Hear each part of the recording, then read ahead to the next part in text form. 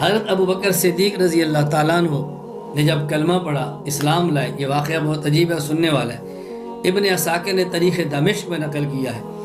حضرت ابو بکر صدیق رضی اللہ تعالیٰ عنہ تاجر تھے، شام میں گئے، آپ نے خواب دیکھی، وہاں ایک عیسائیوں کے عالم تھے جنہیں راہب کہتے ہیں، بحیرہ راہب، آپ نے ان کو اپنی خواب سنائی، اس نے پوچھنا من این انتا، تو کہاں سے ہے؟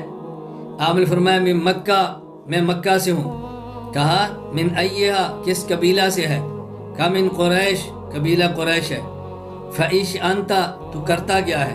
کیا تاجر اور میں تجارت کرتا ہوں۔ یہ جب چند ایک سوال پوچھے، کہاں سے ہے، قبیلہ کون سا ہے اور کیا کرتا ہے، پھر کہا ان صدق اللہ رؤیاک، جو تو نے خواب بتائی ہے، اللہ نے اگر تیری خواب کو سچا کیا تو یہ یاد رکھنا، فَإِنَّهُ سَيَبْعَثُ نَبِيًّا مِّن قَوْمِكَ، تمہاری قوم میں ایک نبی آئے گا، اللہ تکون وزیرہ فی حیاتہ وخلیفتہ بعد موتہ، جب اس دنیا میں ہوگا تو اس کا وزیر ہوگا، جب وہ اس دنیا کو چھوڑ جائے گا تو اس کا جانشین ہوگا، اللہ اکبر، تو اس کا جانشین ہوگا۔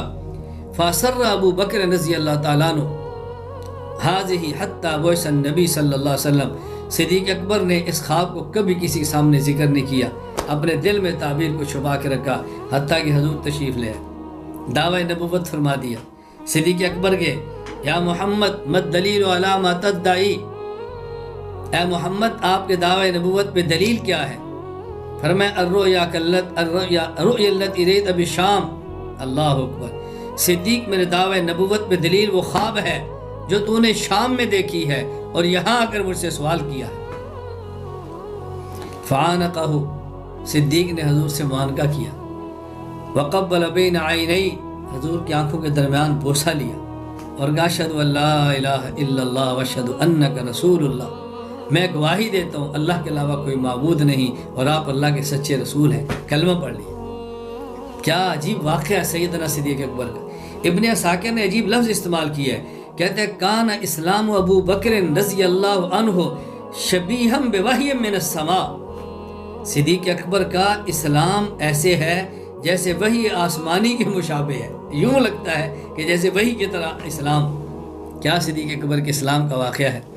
یہاں ایک شبہ اور اس کا جواب ذرا ذہن نشین فرما لے، تو کہ میں نے سارے شبہات کو اڑانا ہے، آپ جانتے ہیں ہماری طبیعت ہو۔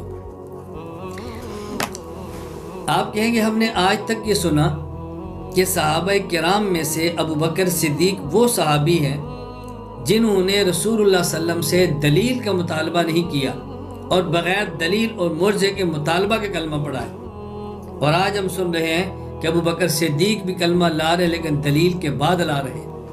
تو کیا وہ بات ٹھیک نہیں تھی یا یہ ٹھیک نہیں تھی؟ میں نے کہا توجہ سے بات سمجھنا، جو کہتے ہیں صدیق اکبر ایمان لائے بغیر دلیل کا مطالبہ کیے، بغیر معجزہ دیکھے، وہ بھی ٹھیک کہتے ہیں۔ اور ابن عساکر کی روایت کے مطابق میں جو کہتا ہوں کہ آپ کلمہ پڑھا، آپ نے کلمہ پڑھا، ایمان لائے، دلیل نبوت کو دیکھ کر، مانگ کر، پوچھ کر، یہ بھی ٹھیک ہے۔ فرق کیا ہے؟ ایک ہوتا ہے کسی سے دلیل مانگنا ضد، اناد، ٹکر کی وجہ سے، ایک ہوتا ہے دلیل مانگنا عقیدت اور محبت کی وجہ سے۔ میں مثال دیتا ہوں، بات سمجھیں۔ آپ ایک جلسے میں آتے ہیں اور ایک بچہ وہاں قرآن پڑھتا ہے، آپ اسے قرآن بہت پسند آتا ہے، آپ پوچھتے ہیں بیٹا آپ نے قرآن کس استاد سے پڑھا ہے؟ دیکھیں سوال ہے نا۔ اور ایک شخص آپ کے آتا ہے، قرآن آپ سنتے ہیں، لہجہ بھی ٹھیک نہیں، تلفظ بھی ٹھیک نہیں، غلط پڑھتا ہے، آپ اس سے پوچھتے ہیں بیٹا آپ نے قرآن کس استاد سے پڑھا ہے؟ اب دیکھو سوال تو ایک ہی ہے نا، لیکن پہلے سوال کا مقصد عقیدت، محبت، تعلق ہے، ماشاءاللہ کس استاد سے پڑھا ہے، یہ خوبی ہے۔